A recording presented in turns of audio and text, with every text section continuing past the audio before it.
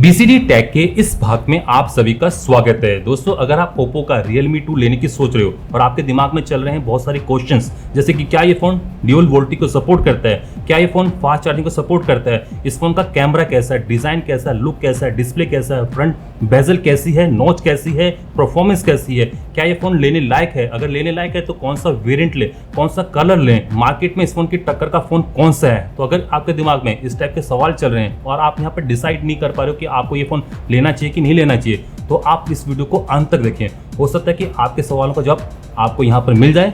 तो चलिए शुरू करते हैं। मैं हूं डॉक्टर भूवेश और आप देख रहे हैं BCD टेक यूट्यूब चैनल को। अगर आपने अभी तक BCD टेक को सब्सक्राइब नहीं किया तो अपनी यूट्यूब ऐप पर सर्च करें BCD टेक और सब्सक्राइब करें हमारे चैनल को। और साथ ही में अगर आप इस घंटे को बजाओगे तो हमारी वीडियो अपलोड होती सबसे पहले देख पाओगे। दोस्तों, वीडियो शुरू करने से पहले मैं बता देता हूँ, अगर आपके दिमाग में कोई क्वेश्चन चल रहा है Realme 2 को लेके, तो आप इस वीडियो को अंत तक देखें। हो सकता है कि आपको अपने क्वेश्चन का आंसर मिल जाए। पहला क्वेश्चन कि क्या ये फोन ड्यूल वोल्टी को सपोर्ट करता है, मतलब कि इस फोन के अंदर क्या दो रिलायंस जियो की सिम एट ए टाइम चल सकती हैं। आइए चेक करते हैं, निकालते हैं इसकी सिम ट्रे को बाहर। ये फोन सपोर्ट करता है दो नैनो सिम और एक डेडिकेटेड SD कार्ड को। तो यहाँ पर मैंने दोनों सिम डाल दी हैं। आइए चेक करते हैं नेटवर्क को। तो यहाँ पर दोनों सिम से नेटवर्क आ चुके हैं, वोल्टी LTE दोनों दिखा रहा है। आइए दोस्तों सेटिंग में चलते हैं। देख सकते हो कि सिम 1 पर कैरियर है Jio 4G और सिम 2 पर भी कैरियर है Jio 4G। और अगर मैं सिम कार्ड स्टेटस 1 पर देखूं तो यहाँ पर सेलुलर नेटवर्क LTE है, और सिम कार्ड स्टेटस 2 में देखूं तो यहाँ पर भी सेलुलर नेटवर्क LTE है। आइए दोस्तों कॉल को सिमुलेट करते हैं। तो यहाँ पर मैं डायल कर रहा हूँ सिम 1 से। सिम 1 पर कस्टमर केयर का नंबर चल रहा है। आइए सिम 2 से कॉल करके देखते हैं। सिम 2 से कॉल कर रहा हूँ और इस पर भी कस्टमर केयर का नंबर चल रहा है। तो ये फोन ड्यूल वोल्टी और ड्यूल 4G को सपोर्ट करता है। दूसरा क्वेश्चन कि इस फोन की बैटरी कितने mAh की है, क्या ये फास्ट चार्जिंग को सपोर्ट करती है, 0 से लेकर 100% चार्ज करने के लिए बैटरी को कितना समय लगता है, और ये बैटरी फुल चार्ज होने के बाद कितने दिन तक का बैकअप दे देती है। दोस्तों, इस फोन के अंदर है 4230 mAh की बैटरी और साथ में जो चार्जर दिया है वो नॉमिनल चार्जर है 5 वोल्ट 2 एम्पियर वाला। आइए दोस्तों इस फोन को करते हैं fastly charge Qualcomm quick charge 3.0 में और टेस्ट करते हैं कि क्या ये फोन फास्ट चार्जिंग को सपोर्ट करता है। तो यहाँ पर दोस्तों मैंने साथ में एक USB टेस्टर भी लगाया है। आइए दोस्तों फोन को चार्जिंग पर लगाते हैं। तो फोन चार्ज होने लग गया है और यहाँ पर आप वोल्टेज और करंट दे सकते हो। 5.19 वोल्ट पर ये चार्ज हो रहा है और करंट इस समय जा रहे हैं 1.18 एम्पियर। और यहाँ पर आप मोड पढ़ सकते हो QC 2.0 पर ये अभी करंटली चार्ज हो रहा है। तो दोस्तों ये फोन क्वालकॉम क्विक चार्ज 2.0 में 9 वोल्ट पर चार्ज नहीं होता है, और दोस्तों ना ही ये सपोर्ट करता है QC 3.0 को, मतलब कि ये फास्ट चार्जिंग को सपोर्ट नहीं करता है। दोस्तों इस फोन की बैटरी 0 से लेकर 100% चार्ज करने में लगाती है 2 आवर्स 30 मिनट्स, और एक बार बैटरी फुल चार्ज हो जाए ये नॉर्मली आपको 1.5 से 2 दिन का बैकअप दे देती है। तीसरा क्वेश्चन कि इस फोन का लुक कैसा है, डिजाइन कैसा है, नॉच कैसी है। अगर आप देखोगे पीछे से तो आपको पीछे से मिलेगा एक glossy finish diamond cut design है, और ये है दोस्तों 20 लेयर्स की नैनो मटेरियल कंपोजिट से बनी हुई बैक। तो यहाँ पर काफी बढ़िया नजर आ रहा है फोन, और जो ग्रिपिंग है वो भी काफी अच्छी है। जो फोन का डिजाइन है वो थोड़ा सा रेक्टेंगुलर है, और अगर आपको रेक्टेंगुलर फोन पसंद है तो आपको इसका डिजाइन भी पसंद आएगा।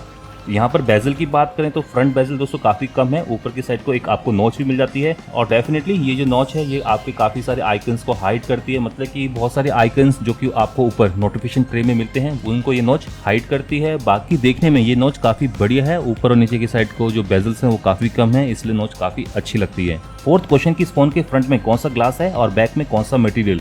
दोस्तों इस फोन के फ्रंट में आपको मिल जाएगा कॉर्निंग गोरिल्ला ग्लास 3 की प्रोटेक्शन, और बैक में है nano composite material. Fifth question की इस फोन की SR कितनी है। दोस्तों आप बॉक्स में इसकी SR पढ़ सकते हो। बॉडी में है 0.70 वाट पर kg और हेड में है 3.05 वाट पर kg। सिक्स्थ क्वेश्चन की इस फोन के अंदर कौन सी नोटिफिकेशन LED है। दोस्तों इस फोन के अंदर कोई भी नोटिफिकेशन LED नहीं है। इस समय आप देख सकते हो कि फोन चार्जिंग पर है और कोई भी LED इस फोन में आपको देखने को नहीं मिलेगी। सेवंथ क्वेश्चन की इस फोन के साथ स्क्रीन गार्ड और केस आता है, अगर आता है तो क्वालिटी कैसी है। दोस्तों यहाँ पर स्क्रीन गार्ड आप देख सकते हो, मैंने जो साथ में स्क्रीन गार्ड आया था उसी को लगा रखा है, और ये दोस्तों काफी अच्छा है। और साथ में दोस्तों आपको केस भी दिया गया है। यहाँ पर मिलता है एक ट्रांसपेरेंट केस, और ये केस फोन को साइड से और बैक से अच्छे से प्रोटेक्ट करेगा। तो इस फोन के साथ स्क्रीन गार्ड और केस दोनों आते हैं। एट्थ क्वेश्चन की इस फोन की परफॉर्मेंस कैसी है, AnTuTu स्कोर कैसा है, PUBG कैसे चलती है। दोस्तों इस फोन के अंदर है क्वालकॉम का स्नैपड्रैगन 450 चिपसेट, जो कि इस प्राइस सेगमेंट का सबसे दमदार प्रोसेसर है। तो यहाँ पर आपको काफी अच्छी परफॉर्मेंस मिलती है। AnTuTu स्कोर की बात करें तो इस फोन को मिले हैं 75,709, मतलब कि ऑन एन एवरेज स्कोर है। PUBG की बात करें तो PUBG दोस्तों इस फोन के अंदर काफी स्मूथ चलती है। अगर आप फुल सेटिंग में चलाते हो तो गेम लैग करती है। 9th क्वेश्चन की इस फोन का कैमरा कैसा है, क्या ये 4K में वीडियो रिकॉर्ड कर सकता है, स्लो मोशन में कितने FPS पे ये रिकॉर्ड करता है। सबसे पहले तो मैं आपको सेंसर्स बता देता हूँ।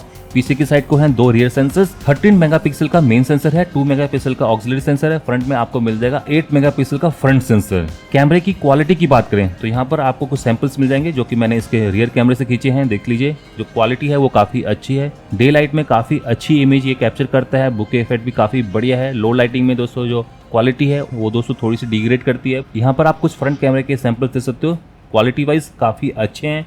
लो लाइटिंग में आपको काफी सारी नॉइस मिल जाएगी। 4K वीडियो रिकॉर्डिंग की बात करें तो आप नेटिव ऐप के थ्रू 4K में वीडियो रिकॉर्ड नहीं कर पाएंगे, ये मैक्सिमम रिकॉर्ड कर सकता है 1080p पर। स्लो मोशन की बात करें तो दोस्तों अगेन नेटिव ऐप के थ्रू आप यहाँ पर स्लो मोशन वीडियो रिकॉर्ड नहीं कर पाएंगे। आप यहाँ पर रिकॉर्ड कर सकते हो HD में 120 फ्रेम पर सेकंड तक, बट दोस्तों इसके लिए आपको थर्ड पार्टी ऐप की जरूरत पड़ेगी। 10th क्वेश्चन की इस फोन के अंदर आपको कौन कौन से सेंसर्स मिल जाते हैं। दोस्तों इस फोन के अंदर है जायरो, प्रॉक्सिमिटी, कंपास, FM और wifi 2G band. 11th question की इस फोन की आवाज कैसी है आप सुन लीजिए।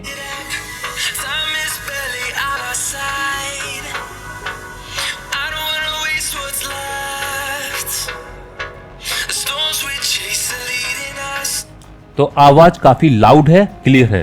12th क्वेश्चन की इस फोन का डिस्प्ले कैसा है, आउटडोर विजिबिलिटी कैसी है। दोस्तों इस फोन के अंदर है HD प्लस डिस्प्ले, मतलब कि आपको मिल रहा है 720p का रेजोल्यूशन। तो यहाँ पर आप ज्यादा एक्सपेक्ट मत कीजिए। ऑल्दो जो कलर्स मिलेंगे वो आपको नेचुरल मिलेंगे, बट जो टेक्स्ट है वो आपको उतना शार्प नहीं मिलेगा। आउटडोर विजिबिलिटी की बात करें तो दोस्तों इसका जो डिस्प्ले है वो काफी आराम से आउटडोर में दिख जाता है। यहाँ पर दोस्तों जो व्यू एंगल है वो भी काफी बढ़िया है, आप किसी भी एंगल से डिस्प्ले को देख लीजिए, आपको डिस्प्ले बढ़िया नजर आएगा।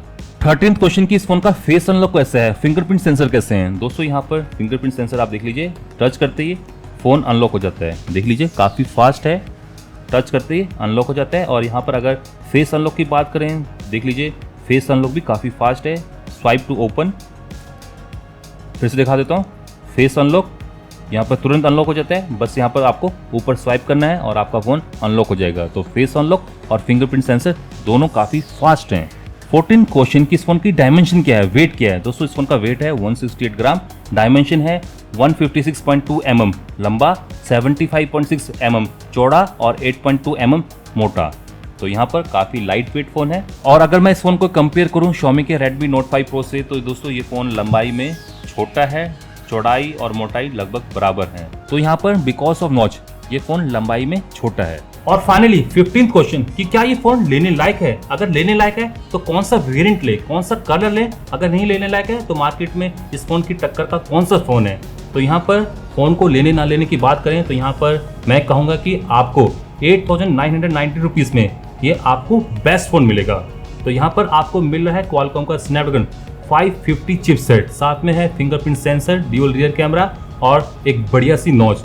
तो डेफिनेटली दोस्तों आपको 8,990 रुपीज़ में इस फोन को पिक करना चाहिए। यहाँ पर अगर आपको लेना है तो मैं रेकमेंड करूँगा कि आप 3GB वेरिएंट को लें, क्योंकि दोस्तों उस फोन की जो प्राइसिंग है वो बेस्ट वैल्यू फॉर मनी है। तो यहाँ पर आप ले सकते हो 3GB रैम और 32GB स्टोरेज को। यहाँ पर मैं 4GB रैम और 64GB स्टोरेज वाला Realme 2 को लेने के लिए मना करूँगा, वो आपको बेस्ट वैल्यू फॉर मनी नहीं पड़ेगा। कलर की बात करें तो आप चूज कर सकते हो डायमंड ब्लैक और डायमंड रेड में। यहाँ पर आप डायमंड ब्लैक को दे सकते हो, ये भी काफी बढ़िया नजर आ रहा है। और आप चूज कर सकते हो डायमंड रेड को भी, वो भी काफी बढ़िया आपको लगेगा। तो कलर आप दोस्तों कोई भी चूज कर लीजिए, ये डिपेंड करता है आपकी प्रेफरेंस पर। अब बात करते हैं कि मार्केट में इस फोन की टक्कर का कौन सा फोन है। तो यहाँ पर टक्कर के 2 फोन है, Xiaomi का Redmi 6 और Xiaomi का Redmi 5। तो आप Xiaomi का Redmi 6 और Redmi 5 को भी प्रेफर कर सकते हो, बट दोस्तों आपको इस फोन में उससे दमदार प्रोसेसर मिल रहा है और बड़ा डिस्प्ले मिल रहा है। तो आपको डेफिनेटली ये फोन लेना चाहिए। तो दोस्तों मुझे लगता है कि आपके सारे क्वेश्चन का आंसर आपको इस वीडियो में मिल गया होगा। अगर आपके मन में अभी भी कोई क्वेश्चन है तो आप मुझसे पूछ सकते हो। बाकी दोस्तों आप मुझे बताइए कि आपको Oppo का Realme 2 कैसा लगा, आपको इस फोन का कौन सा फीचर सबसे बढ़िया लगा। आपका जो भी जवाब है आप मुझे दे सकते हो कमेंट सेक्शन में।